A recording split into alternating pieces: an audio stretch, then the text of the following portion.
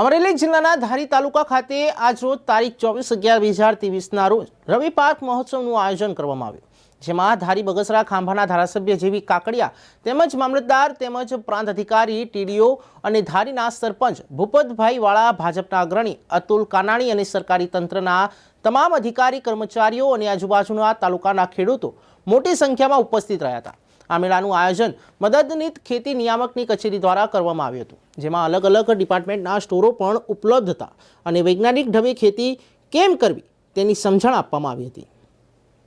સમગ્ર રાજ્યમાં 24 અને 25 નવેમ્બર 2023ના રોજ રવિ કૃષિ મહોત્સવનું આયોજન થયેલું છે, જે અંતર્ગત આપણા ધારી તાલુકામાં જીએન દામાણી હાઈસ્કૂલ ખાતે સરસ મજાના રવિ કૃષિ મહોત્સવનું કાર્યક્રમનું આયોજન થયું છે, જેમાં મોટી સંખ્યામાં ખેડૂતો ઉપસ્થિત રહેલ છે અને 30 જેટલા અલગ અલગ વિભાગોના સ્ટોલનું પણ